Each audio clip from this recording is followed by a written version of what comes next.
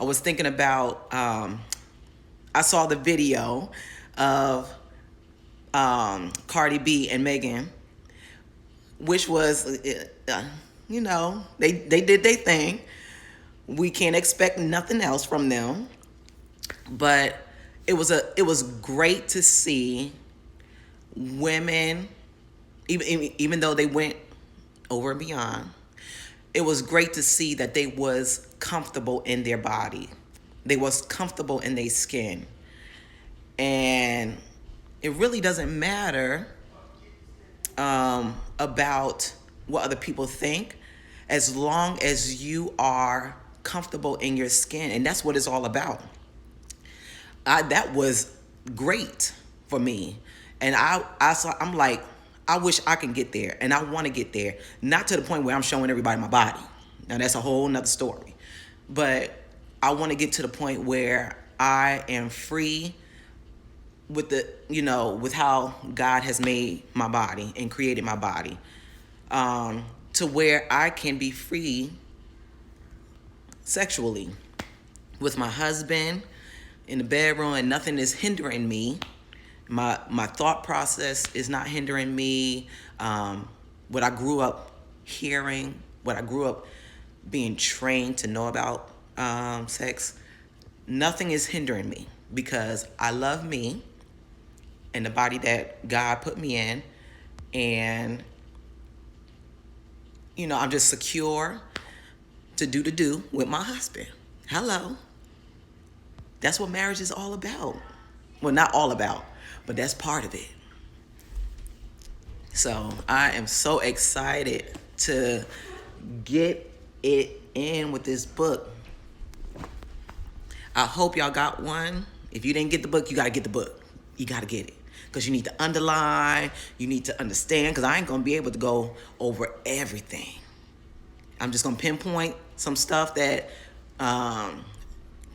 stuck out to me, that blessed me, and take it from there. I heard about the book listening to Emily Nagoski. She is the author of the book. She was on,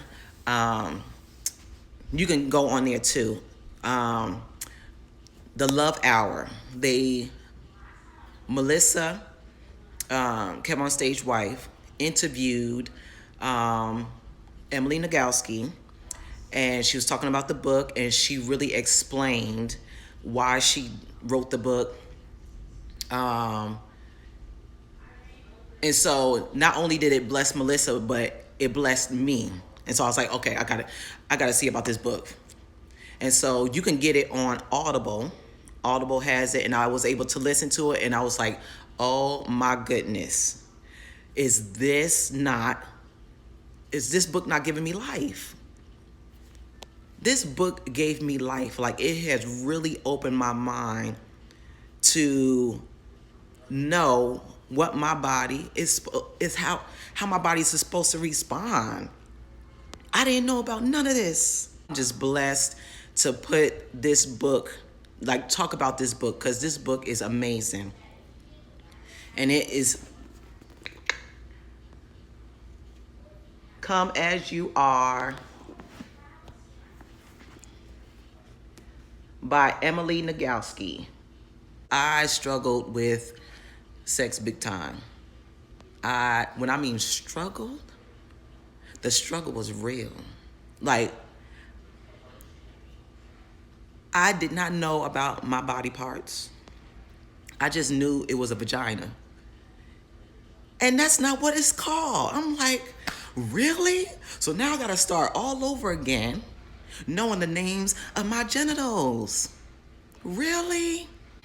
I read the first chapter, and the first chapter is talking about our anatomy, helping us to understand the difference between a man and a woman, which is no different. She describes a male anatomy and a woman's anatomy. They're all the same, but they're organized in a different way. We all get wet. Men get wet too. We all, get excited. It's another word for it, but I can't remember. We all get excited. We all want some. But all these parts are in different areas. And that's how God made us. And we just gotta be grateful for that. But every woman and man's body part, genitals, are made differently. They grow differently. They look different. And so when we look at TV, when we look at porn, when we look at commercials, we realize that they all look the same. So it encourages us as females to become insecure. I know I did. Because I was like, was my body supposed to look like that? Is my vulva, it's not a vagina, a vulva, my vulva supposed to look like that? Okay, mine don't look like that. So something need to happen. So you got all these women going to get like procedures done so they can look like what they see on TV. We should be happy with ourselves and how we were made. We're all normal. Your vulva may not look like mine, but it's still normal. It still functions the same in the way it was created. And we need to be grateful. Yes, girl. They get it done. And sometimes they go to the doctor to get their vagina, which is the internal. I'm learning, girl. She done taught me something. The vagina is the internal part where the penis go. So they go to the doctor to get it smaller, or to get it smaller. So I guess they can feel the penis better. I guess that's why they do it. I don't know. But they get that done down there, and it's like, why can't you just be grateful for how your body was made? Because it's still gonna function the same. Just because it don't look like it, it won't look the same. It will feel. It's still gonna function the same. So I was grateful for this book because it helped me to see that even though, look, let me go on to the chapter because this really blessed me. This book, it says, my goal in this chapter is to introduce an alternative way of thinking about your body and your sexuality so that you can relate your body on its own terms, not by social media, not by porn, not by the TV and what society has put out there, but on your own terms, rather than on the terms of somebody else chose for you. This world has created information and education on women, has put it on women to shame us so we can hide our bodies. And that's not how it's supposed to be. We need to be grateful for the way our bodies are. Now let's go into some words that I didn't know about my genitals like that. So she goes into the anatomy of the names. Let's look over here. We have the clitoris. Who knew that that's what it was called? The little meat that your pee come out of. The little meat that the feeling comes into, where you get excited and it engorge. Yeah, that's called the clitoris. Then you have the labia, which is where your hair grows. The lips that covers up the clitoris, that's your labia. I ain't know about that. Girl, this lady done educated me, like, all the way. Let me see. There's some more stuff. And she got some visuals, but it's black and white, so you really can't see. And it has the names. It has the names attached to it. Then you have the vagina. And the vagina is where the penis go in. Then you have the gland clitoris, which the gland is over, covers the clitoris. And so she compares it to a penis because the penis is the same thing. The penis has the, I forgot what you call it, the little meat that covers the penis when they're born. Yeah, that's just like the gland clitoris, the clitoris. It covers the clitoris. Girl, then, let's see. Then you have the mons. Yeah, girl. You have the mons where you don't even get to the vulva yet. The mons is the top piece. I can't show you. We ain't going there. But it's the top piece where the hair is before you get to the vulva. I'm like, look at all this. I ain't no scientist. I ain't in biology. But this is good information because I need to know about my body. She also encourages us to go to a mirror or get a hand mirror and look at your vulva. But, so I did that because I'd never done that before. And it was amazing because I was able to put the words to each part, each genital. So it was good information to know what each part was. I needed to know that because I'm a woman. Can't nobody else tell me. I don't need nobody else to tell me. I need to know for myself. Amazing for men too, so they will understand how a woman's body functions. So they won't be so insecure that they're not taking care of their wife sexually. There's so much to it than you turning us, men turning us on. But they don't understand that because they're going by social media, they're going by porn, feeling like, oh, okay, when I do this, you need to, be turned on. No, we're not, no. Because men and women, she calls this, she talked about was arousal nonconcordance, which means that just because our genitals act a certain way, it does not mean our minds are experiencing the same thing. So my genitals can be engorged already, but if my mind's not there, no, it's not gonna happen. Ain't that crazy? I'm like, what? Really? Because men, it seems like, not all men, it seems like men can get hard like that. They can be walking around, your husband can look at your butt and you be like, oh, okay. They be ready. But for us, girl, she can be excited, but if I'm tired, don't touch me. Don't touch me.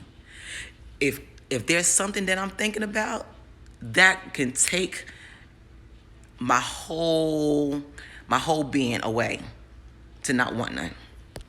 And so I'm like, what? That's crazy. For instance, it was just sort of assumed that since men have orgasms just during intercourse, putting the penis in the vagina, women should have orgasms with intercourse too.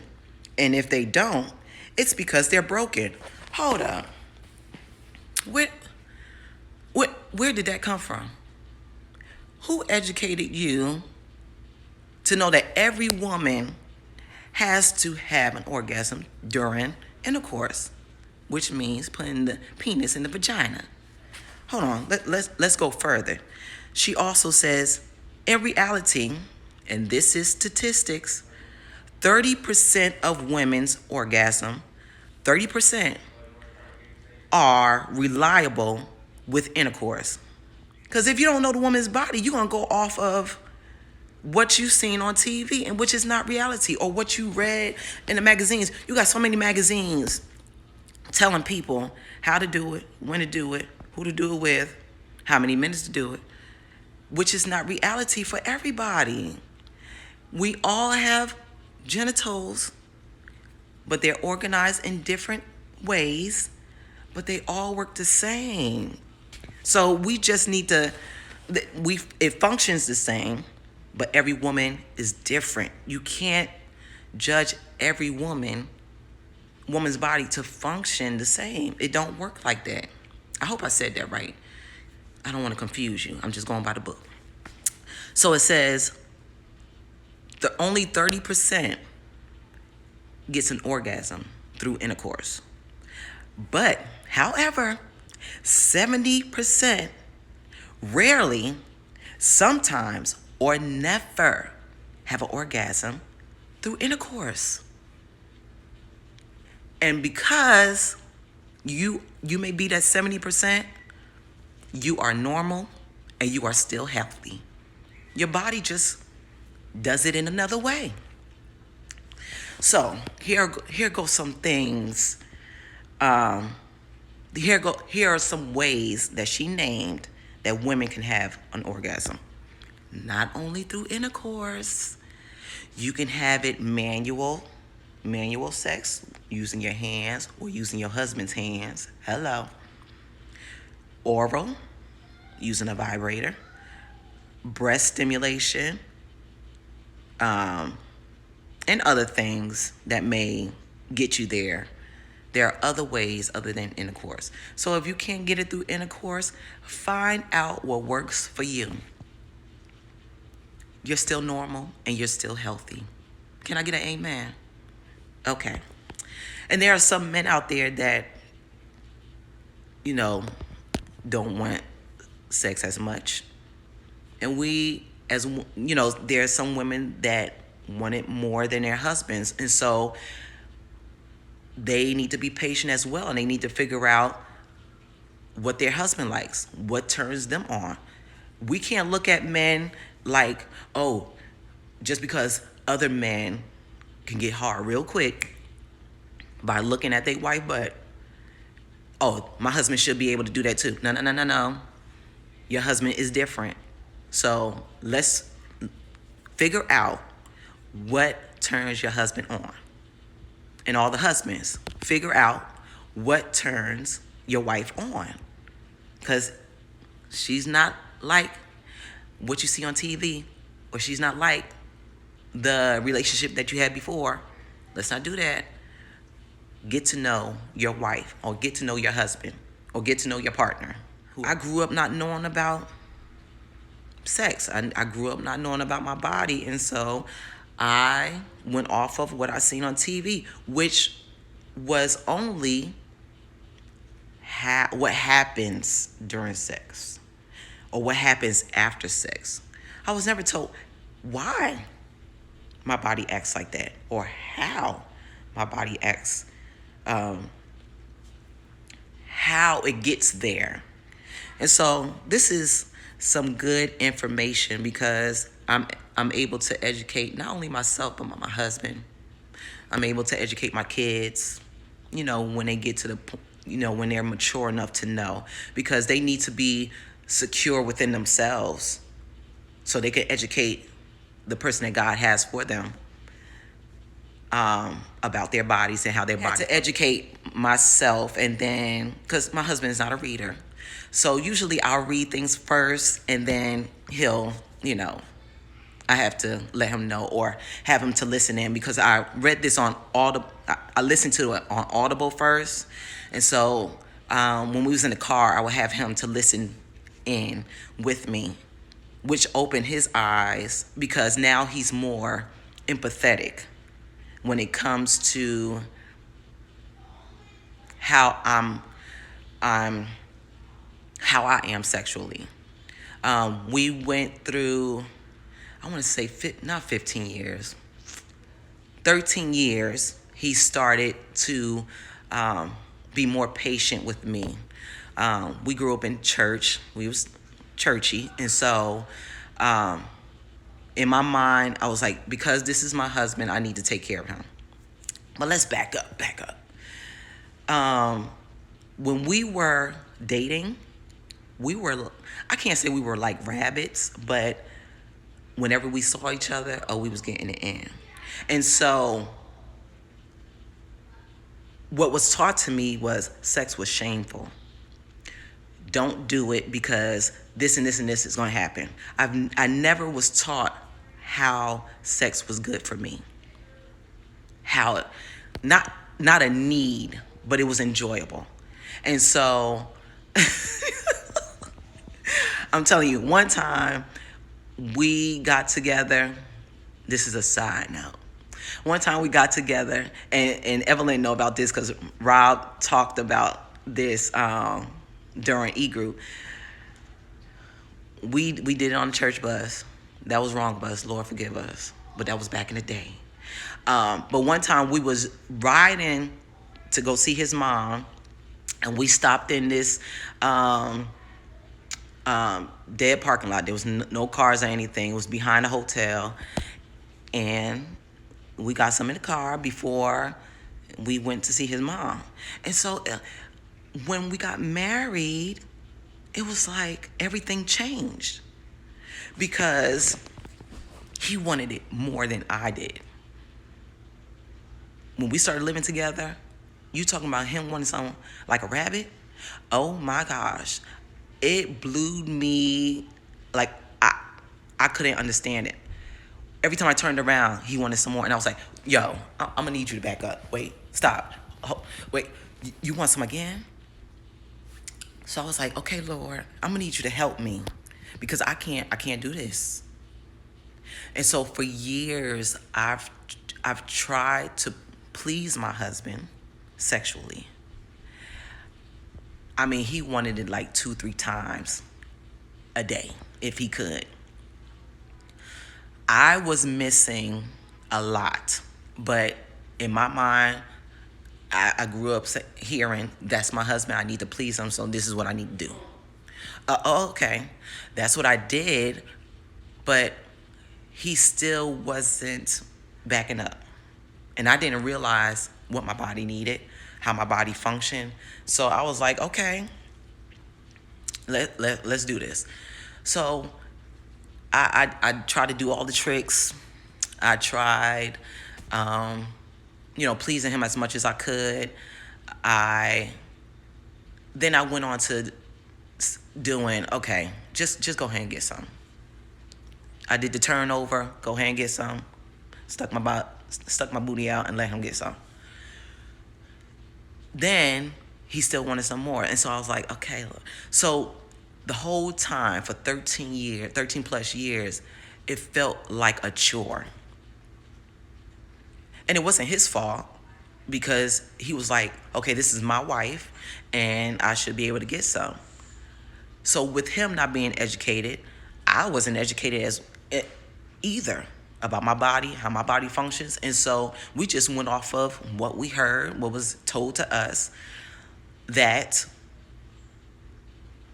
doing the P and the VG, as Kev on stage would say, through intercourse, I should be able to enjoy it. I should be able to get some because my husband is sexy. My body should always want some. It's not the case. My body don't function like that. So I had to learn. And it was so, when I say frustrating, I cried so many times. I went to people for advice and never got the answer that I needed. But now, and it was a journey.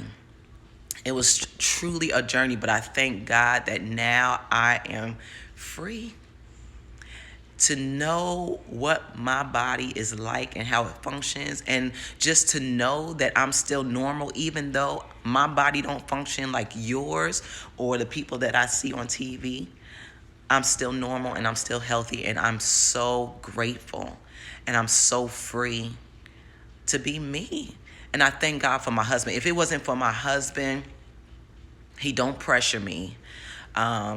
He's learning just like me. And we're growing together in this. And that's a beautiful thing. When your spouse can grow with you without the frustration, without the pressure, and just waiting to know that I'm learning. And when I get there, oh, you better wait. You better hold your horses, because when I get there, oh, he better watch out. He gonna be calling one of y'all. He gonna be calling one of y'all husbands that I won't leave him alone. I'm looking forward to that time, because I'm like, come on, Lord, help a sister out here. He needs to see how it feels to be run down because I can't get enough. Because I went through so many years of feeling like it was a chore, um, feeling like it was an option, and not having the mindset that it's an enjoyable thing. It's something that is precious. It's something that I can enjoy. Sex is something that is not only for my husband, but it's for me. I went through so many years of that mindset that now I'm trying to get out of that mindset. I'm free. I thank God for the knowledge. And my husband got on me because he was like, you putting out all this stuff about sex? Like, you doing all that stuff? And I'm not putting it out there acting like I'm doing it. I'm trying to get there. But I want to educate other people. I want to put out that information that I've learned so they can be free. It feels so good to know that, like I said, I'm normal. Just because my body don't function like the next person, it's okay. So my husband agreed with me that we would do it on the weekends. Came to him and I was like, I'm working now. So since, I'm tired on the weekdays, my purpose is to serve you, to love on you, and to boost my hormones and my love, my heart to enjoy sex too with my husband. Let's do it on weekends. So on the weekends, there is no. I'm not saying no. I'm not pushing you away. My purpose and my plan is to come on to my husband, to interact with him, because this is his love language. He desires to get that from me because I was not giving that to him, which I felt bad. And I came to him and I was like, I apologize for doing that to you, because if this is your love language, that means you weren't getting what you wanted, what you desired, because I chose to be closed in. And I really felt bad about that. And so I was like, my purpose and my plan is to show you that how much I love you and to fulfill your love language. Not only that, but for me to enjoy, because it says, I follow a lot of sexologists. So if you want the names, I can send it to you. But one of the sexologists said, if I continue to do it, a good amount, that my body will get used to it to the point where I want it more. And so that's what I'm getting to. But it's on the weekends, and on the weekends is going down. Now, one thing that I say, I'll get it one time, Friday, Saturday, and Sunday. One time on Friday, one time on Saturday, one time on Sunday. Unless my body says different. So, he gets it one time on those days. And if my body says different, then we'll do it again. And usually he wants some more. So I was like, if you want some more, you can get some more. But I don't want you to expect that I'm going to get some with you, because he wants me to enjoy it with him. I get it. But right now, because I'm learning about my body and I'm trying to understand how my body functions, it ain't gonna work like that. So if you want it again, I got you. You can get it again. I'm not gonna hold back. I'm not gonna say no. The weekend is yours, boo. So that's where we at right now until God changes things. And I'm hopeful. I believe that God is going to answer my prayers because he's answering it. He's answering it now. It didn't, he didn't answer it in the time span that I needed it. But now that I grasped the knowledge and the information that I needed, it's on. I'm so excited to see where God is about to take me sexually. So I'm learning to embrace my difference, my normalcy, and how God created my body. I wish I was educated about sex, not being used as a scare tactic, but how my body works. You're learning all the bad stuff about it. And then when you get married, you have to change your whole mindset that sex is good. And it's like, okay, I wish I would have known this. I wish I would have known how my body functions. I wish, I would have got the details on how sex really supposed to be. And so we have this persona of sex that is not helpful to us when we get married. I'm like, really? Come on now. But I'm grateful for this book because it, like I said, it helps me to educate my kids. I feel like when you're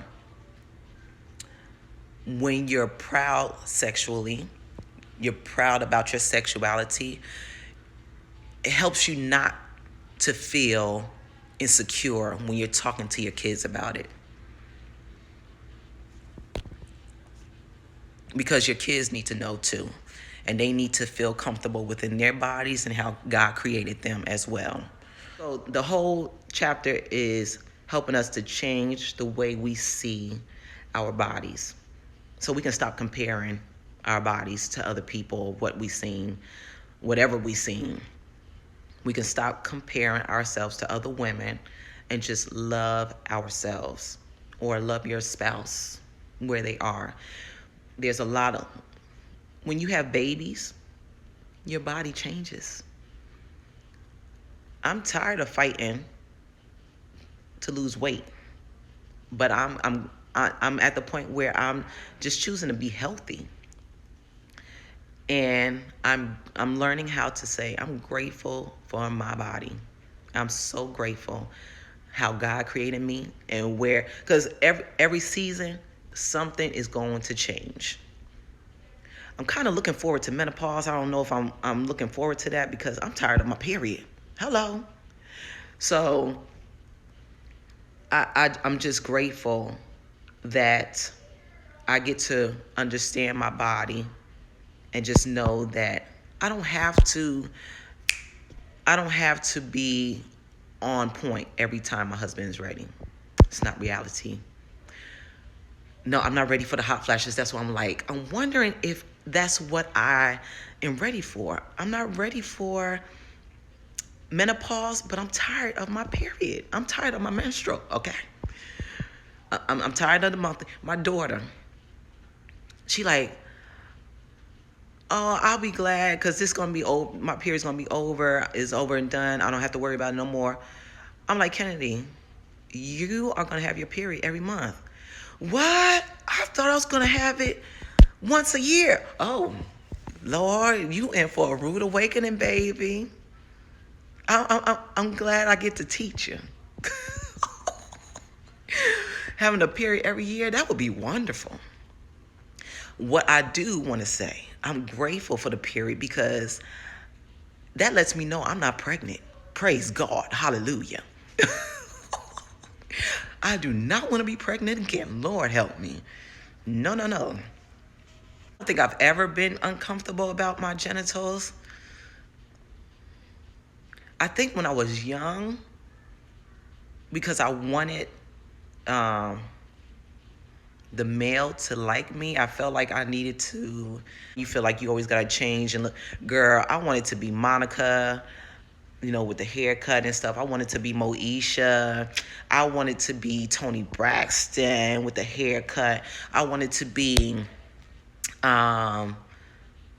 who else did I feel like all the guys liked? So I felt like I didn't grow comfortable in my skin. I was always told that I was dark skin, blacky, black gums. And so for years, even now, like I'm free now, but I've always grown to feel insecure because I was never told I was beautiful. I was never told, oh, you're going to do great. Like, I had to figure things out for myself. And I was like, I thank God that I'm where I am because I can teach and encourage my kids to love who they are, embrace who they are, and don't change for nobody. It is truly a journey. And then when you get married and you have that mindset, you tend to put that insecurity on your spouse and you don't want to do that. So it takes a lot. And I'm like, I can't do this anymore.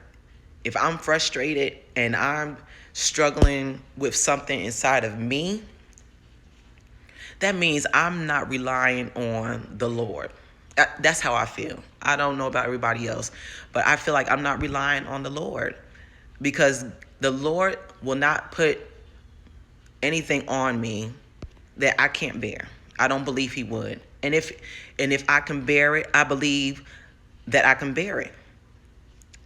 But I went through so many years. So when I mean so many years of not knowing how my body functions. So I'm trying to make my body do all this stuff to line up with my husband, and it don't work like that.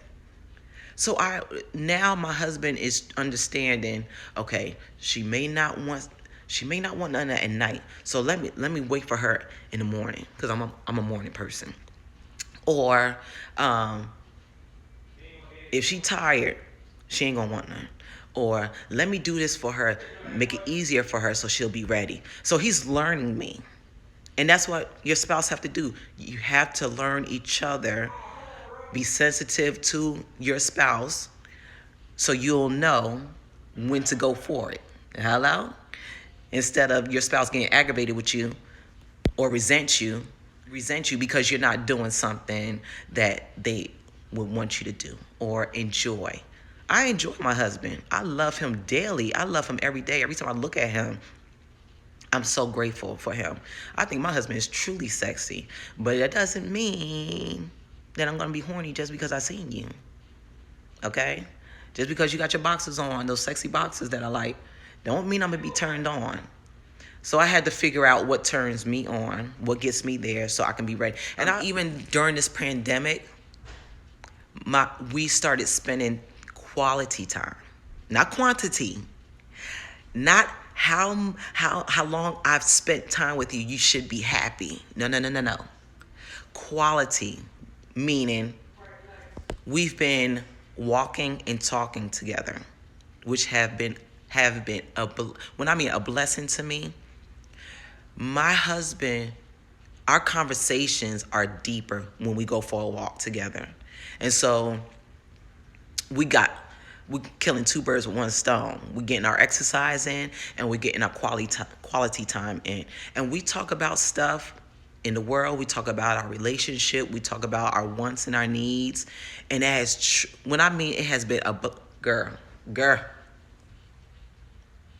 man, it has truly been, because my husband does it all. Like, he is a hard worker. He is truly a blessing to us. He's a great husband, a great father. He takes care of the household. He's the cook of the family. He does all the cooking unless we eat out. Because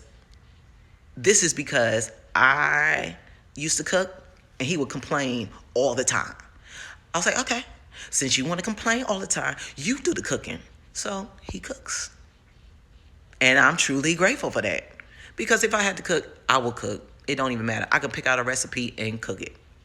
I didn't grow up learning how to cook, but that's how it is. And so he does all that.